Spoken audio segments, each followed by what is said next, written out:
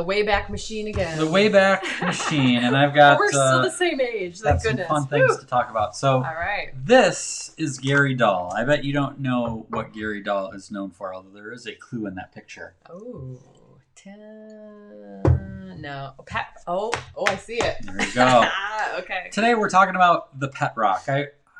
I've heard of the pet rock. I know the pet rock. I had no idea the history of the pet rock. Okay. And now I'm going to tell you the history of the pet rock. Very interesting. So it's a collectible toy that was made in 1975. So I wasn't even around yet. You weren't around yet. No, Close. You were very close. Yeah. Very close. It was by an advertising executive, Gary Dahl. So in April, he's in a bar with his friends, and he's listening them complain about their pets. Like all the things. They got to be walked. You got to bathe them. They rip up the furniture. Got to groom them. All this sort of stuff. And he said that he had the idea for the perfect pet, a rock. Okay. It says you don't have to do any of those things. It doesn't die. It doesn't get sick. It's not disobedient. It doesn't need to be fed. So, of course, it's a joke. Right. But he decided that there was more to it than that. So he went home and he begins writing an owner's manual for this hypothetical pet rock, which detailed how to best handle it, the tricks it could perform, playing dead was the most popular, and how it could remain a faithful companion due to its long lifespan.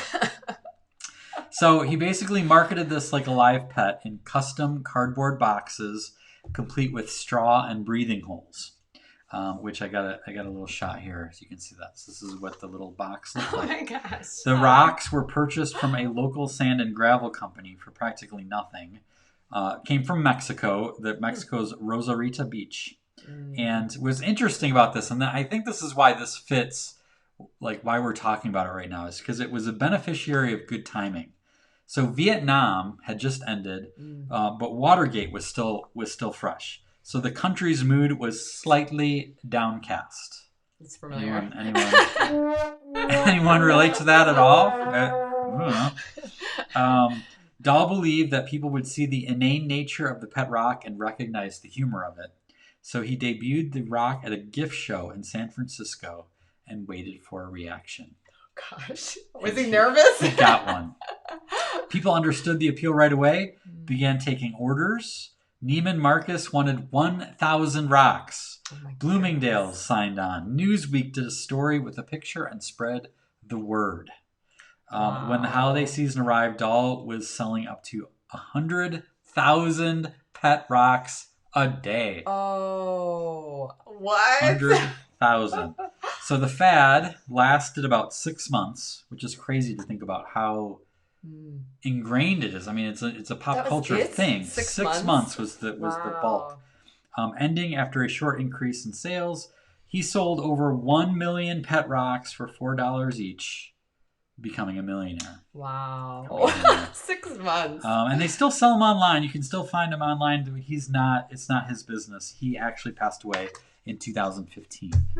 So I've never seen the box. I've never seen it like merchandised, or packaged, I should say. It's pretty interesting. Brenda, I know the box is cute. It really does add to the whole feel of it. Yeah, well, it's kind of like it's like a Happy Meal mixed with like a pet crate, right? Where there's like the breathing holes in there.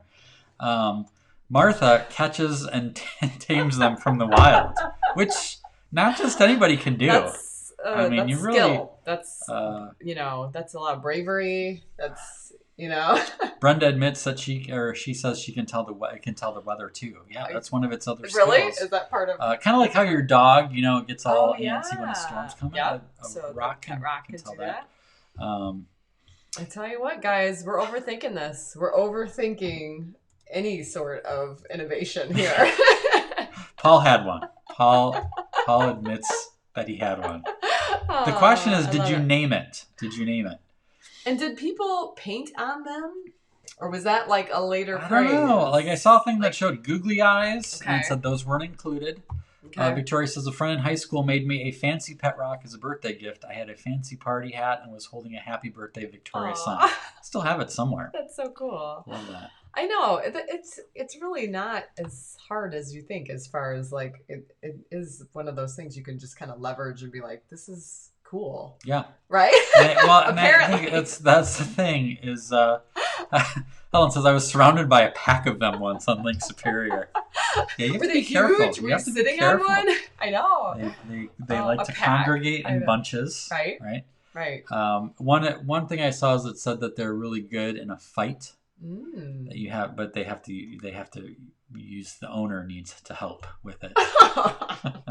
Throwing rocks at people? Is that what we're talking exactly, about? Yes. Oh. It was Rocky. That was